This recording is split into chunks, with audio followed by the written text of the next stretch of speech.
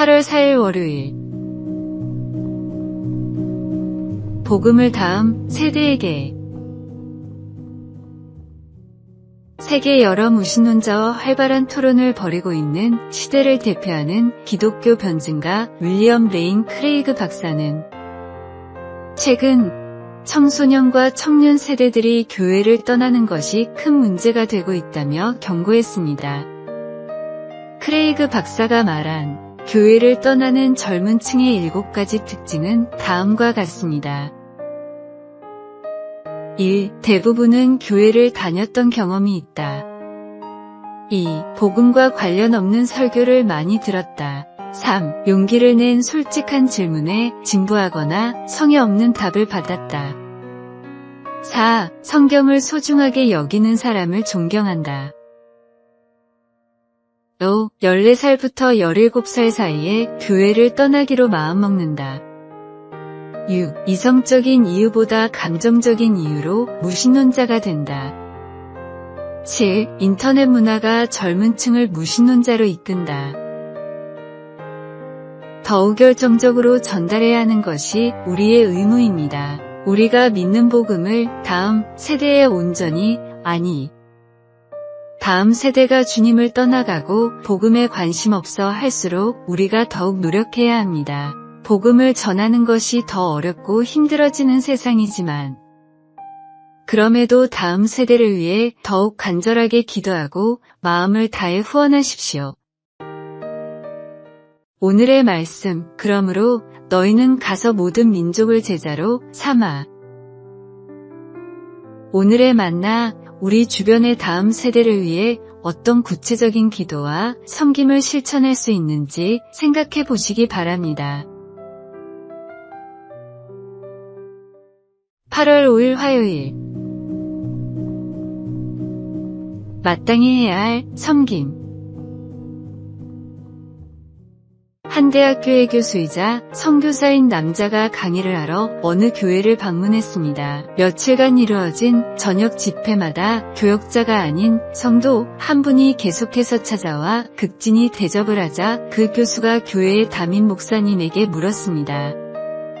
저분은 교역자도 아닌데 어떻게 저렇게 매일 교회에 와서 섬기실 수가 있나요? 아무 일도 하지 않고 집에만 계시는 분인가요?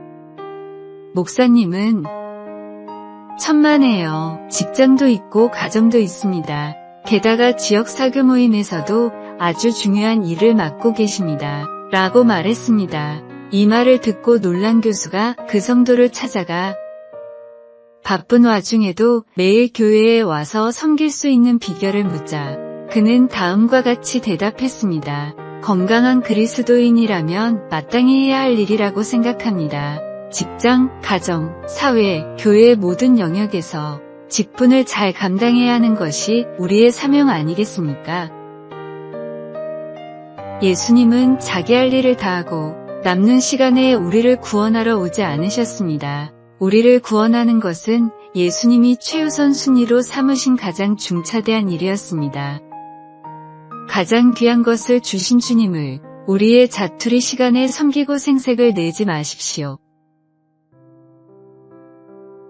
오늘의 말씀, 내가 너희에게 행한 것 같이 너희도 행하게 하려 하여 본을 보였노라. 오늘의 만나, 주님을 섬기는 일이 의무가 아닌 특권임을 깨닫고 온전한 마음으로 헌신하는 삶을 살아가시기 바랍니다. 8월 6일 수요일. 주님의 피드백을 받는 삶. 모든 학생이 커닝을 하는 반이 있다고 생각해 보십시오. 여러분의 자녀만은 양심을 지키겠다고 커닝을 하지 않았습니다. 대신 반에서 꼴등을 했다면 여러분은 자녀에게 무슨 말을 해주겠습니까? 왜 선생님에게 말하지 않았니? 라고 하겠습니까? 아니면 경쟁에서 이기려면 너도 커닝을 할 수밖에 없어라고 하겠습니까? 교육 전문가들은 자녀를 잘 키우기 위해서는 일어난 상황보다 올바른 부모의 피드백이 더 중요하다고 입을 모아 말합니다.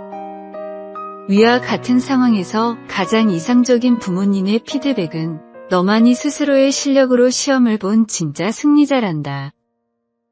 양심도 지키고 진짜 실력도 키웠으니 자신감을 가지렴이라고 합니다. 부모로부터 이런 피드백을 받은 자녀는 정말로 중요한 것이 무엇인지를 깨닫게 됩니다. 결과보다 과정의 중요성을 깨달으며 점수보다 양심이 중요하다는 것을 알기에 수치심이나 열등감을 느끼지 않는 높은 자존감을 갖는 아이로 자라납니다.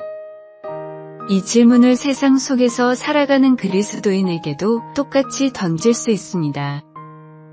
성공만을 위해, 물질만을 위해 살아가는 사회 속에서 우리는 어떤 삶을 살아가고 있습니까? 오늘의 말씀, 나는 사람에게서 영광을 취하지 아니하노라. 오늘의 만나, 세상의 평가보다 주님의 인정을 구하며 올바른 과정을 중시하는 신앙인이 되시기 바랍니다. 8월 7일 목요일. 사랑이 만든 기적. 태어나서 단 한 번도 다이어트에 성공한 적이 없는 딸이 있었습니다. 그녀는 학창시절 내내 먹는 걸 너무 좋아했고 수없이 다이어트를 시도했지만 매번 실패했습니다. 마음만 먹으면 할 수 있을 거라 생각했지만 늘 작심삼일에 그쳤고 체중은 점점 늘어갔습니다. 하지만 그런 딸에게 어느 날 인생을 송두리째 바꿔놓을 일이 생겼습니다. 사랑하는 어머니가 간경화로 쓰러졌고 유일한 희망은 생체 간이 이식뿐이었습니다. 검사를 받은 결과 딸의 간이 이식에 적합하다는 소식이 들려왔습니다. 하지만 큰 문제가 있었습니다. 바로 딸의 건강 상태였습니다. 과체중과 심한 지방간으로는 이식을 할 수 없었던 겁니다. 그날 이후 딸은 변했습니다. 그토록 좋아하던 치킨과 떡볶이를 끊고 하루 한 끼 소량만 먹으며 강도 높은 운동을 시작했습니다. 가족과 친구들조차 놀랄 만큼 그녀는 하루도 빠짐없이 뛰고 또 뛰었습니다. 어머니를 살릴 수만 있다면 무엇이든 할 수 있다는 각오였습니다. 2달 후 딸은 무려 15kg을 감량했습니다. 지방간 수치는 정상으로 돌아왔고 마침내 어머니에게 간을 이식할 수 있었습니다. 수술은 성공적이었고 어머니는 건강을 되찾았습니다. 사랑이라는 이름 아래 불가능한 일은 없습니다. 오늘의 말씀, 하나님이 세상을 이처럼 사랑하사 독생자를 주셨으니 이는 그를 믿는 자마다 멸망하지 않고 영생을 얻게 하려 하심이라. 오늘의 만나, 진정한 사랑은 불가능을 가능하게 만드는 힘이 있음을 기억하고 주님의 사랑에 감사하며 우리도 그런 사랑을 실천하시기 바랍니다.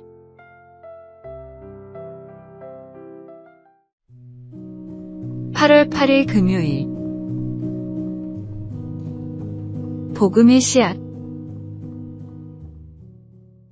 누가복음 8장에서 예수님은 씨 뿌리는 자의 비유로 사람들을 가르치시면서 세상에는 4가지 밭이 있다라고 말씀하셨습니다.